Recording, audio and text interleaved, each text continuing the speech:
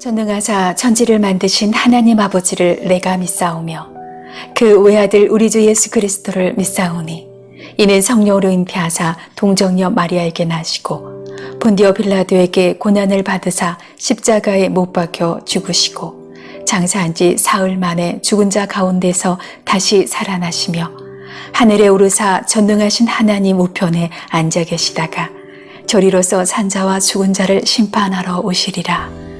성령을 믿사오며 거룩한 공예와 성도가 서로 교통하는 것과 죄를 사하여 주시는 것과 몸이 다시 사는 것과 영원히 사는 것을 믿사옵나이다. 아멘.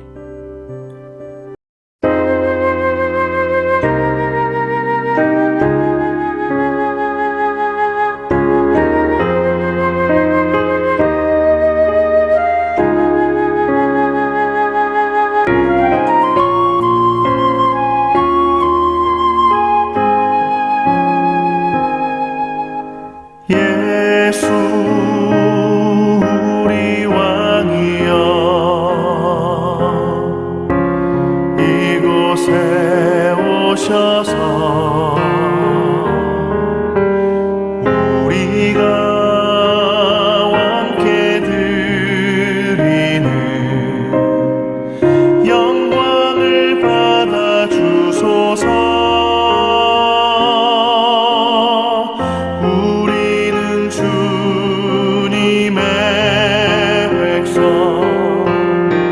주님은 우리 왕이라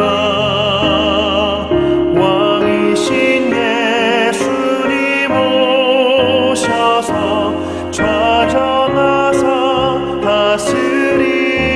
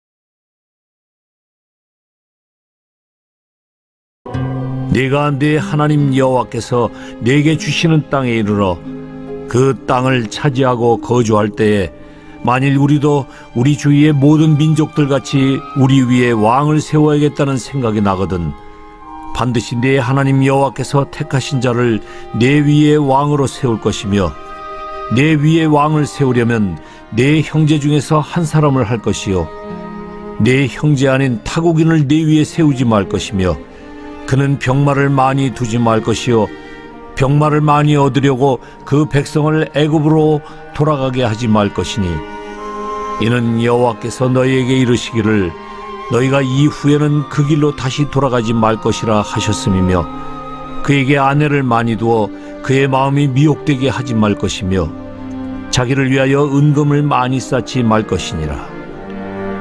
그가 왕위에 오르거든 이 율법서의 등사본을 레위 사람 제사장 앞에서 책에 기록하여 평생에 자기 앞에 두고 읽어 그의 하나님 여호와 경외하기를 배우며 이 율법의 모든 말과 이 규례를 지켜 행할 것이라. 그리하면 그의 마음이 그의 형제 위에 교만하지 아니하고 이 명령에서 떠나 좌로나 우로나 치우치지 아니하리니 이스라엘 중에서 그와 그의 자손이 왕위에 있는 날이 장구하리라.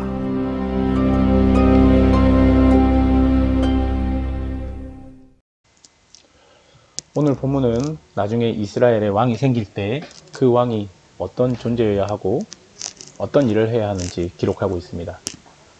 이 부분을 읽을 때 가장 중요하게 우리가 생각해야 하는 것은 이스라엘의 왕은 오직 하나님 한 분뿐이시다는 것입니다. 이스라엘은 하나님의 백성입니다. 하나님께서 애굽의 종된 그들을 해방하셔서 그들과 언약을 맺고 그들의 하나님이 되셨고, 또한 이스라엘은 하나님의 친백성이 되었습니다.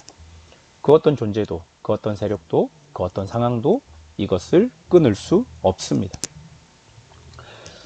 마찬가지로 예수님께서 죄로 죽은 우리들, 죄에 노예된 우리들을 십자가의 은혜로 구원해 주셨고, 그로 인하여 우리는 하나님의 친백성이 되었습니다. 그렇기 때문에 하나님과 이스라엘이 언약으로 묶여 있어 절대 끊어질 수 없듯이 예수님과 우리도 십자가의 은혜의 언약으로 묶여져 있어 그 누구도 그 무엇도 절대 끊을 수 없게 되는 것이죠.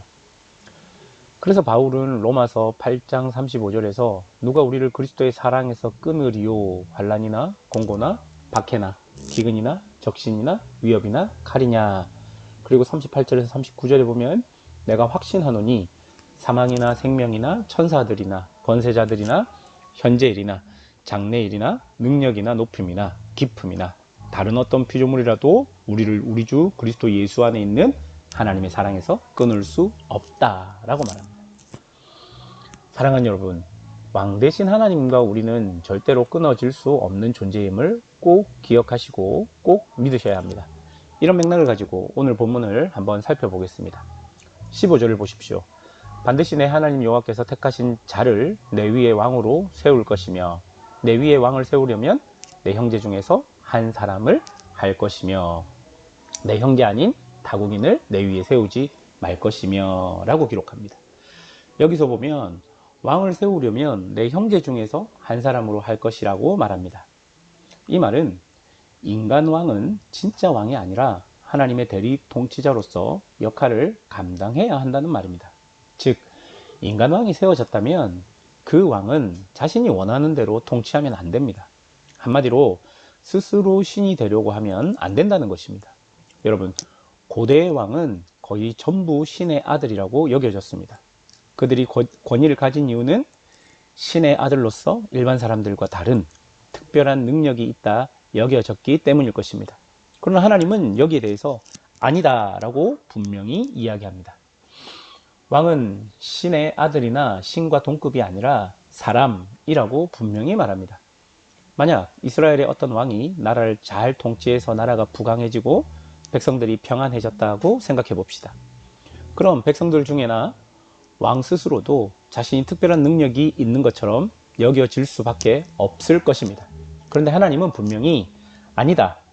그 왕은 내 형제 중 한 명이지 특별한 능력을 가진 신이나 신의 아들이 아니라고 말하고 있는 것입니다. 그럼 왕된 권위는 어디서부터 왔을까요? 그 권위는 자신의 능력이 아니라 하나님의 택하심, 그러니까 하나님께서 그를 왕으로 부르신 그 부르심에 권위가 있는 것입니다. 이것은 우리가 분명히 알아야 합니다. 교회 안에 목사와 장로, 권사들, 교회 직분자들의 권위는 어디서부터 나옵니까? 그 목사가 능력이 뛰어나고 교회를 부흥시켜서 나오는 것이 절대 아닙니다. 하나님께서 부르신 그 부르심에 순종함으로 권위가 주어지는 것입니다. 이것은 다른 직분자들도 마찬가지일 것입니다. 그래서 교회에서 직분자로, 교사로, 구역장으로 부르심을 받은 자들, 혹은 교회로 부르심을 받은 모든 자들은 자신의 능력이 아닌 하나님의 능력으로 권위가 세워진 것입니다. 여러분, 그래서 16절에 보면 그는 병마를 많이 두지 말 것이요, 병마를 많이 얻으려고 그 백성을 애굽으로 돌아가게 하지 말 것이니 라고 기록하고, 17절을 보면 그에게 아내를 많이 두어 그의 마음이 미혹하게 하지 말 것이며 자기를 위하여 은금을 많이 쌓지 말 것이니라 라고 말합니다. 여러분, 여기서 병마를 두지 말라는 것은 군사력을 의지하지 말라는 것입니다. 그 시대 왕이 자신의 이름을 가장 널리 떨칠 수 있는 방법은 전쟁에서 큰 승리를 가지고 오는 것입니다. 또한 17절은 외교력이나 그로 인한 재정의 풍족함을 이야기합니다. 무슨 말입니까? 그런 것들을 의지하면 100% 스스로 왕이 되려고 하기 때문에 애시당초 이런 일을 벌이려고 생각하지도 말라는 것입니다. 그렇다면 이스라엘의 왕은 무엇을 해야 할까요? 이스라엘의 왕은 스스로 자신의 권위를 제한하고 오직 자신의 위치와 역할을 통해 하나님만 드러내기 위해 그 역할을 감당해야 합니다. 그것을 감당하기 위해서 이스라엘 왕은 특별히 해야 될 일이 있는데요. 18절과 19절입니다. 그가 왕위에 오르거든 이 율법서의 등사본을 레위 사람 제사장 앞에서 책에 기록하여 평생 자기 옆에 두고 읽어 그의 하나님 여호와 경외하기를 배우며 이 율법의 모든 말과 이 규례를 지켜 행할 것이라. 여러분, 율법을 통해 진짜 왕이신 하나님이 어떤 분이신지를 알고 자신의 권한을 제한하며 오로지 그 율법을 따른 결정과 판단을 함으로써 결국 인간 왕이 진짜 왕이신 하나님을 닮아가야 한다는 그 말인 것이죠. 즉 하나님의 마음에 합한 왕이 되어야 한다는 그 말인 것입니다. 사랑하는 여러분, 이것은 지금 이 시대 우리에게도 그대로 적용됩니다. 우리는 하나님으로부터 왕같은 제사장으로 부름받은 존재입니다. 우리가 그 존재로 살아가기 위해서는 다른 것을 의지하면 안 됩니다. 특별한 신비한 능력들, 우리를 나타내기 위한 어떤 영적인 어떤 특별함들, 그것을 의지하면 안 됩니다. 우리에게 주어진 하나님의 말씀을 듣고 그것이 나랑 맞지 않는다 할지라도 그 말씀대로 실천해 보는 것입니다. 여러분, 이렇게 말씀을 실천하다 보면 결국 어떤 일이 벌어지겠습니까? 내가 하나님을 닮은 존재로 변화되게 되는 것입니다. 그런 은혜가 우리에게 필요한 것입니다. 사랑하는 여러분, 아무도 우리를 그리스도의 사랑에서 끊을 수 없고 하나님의 말씀이 우리에게 주어졌습니다. 이제 용기를 내어서 그 말씀을 따라 살아보는 것입니다.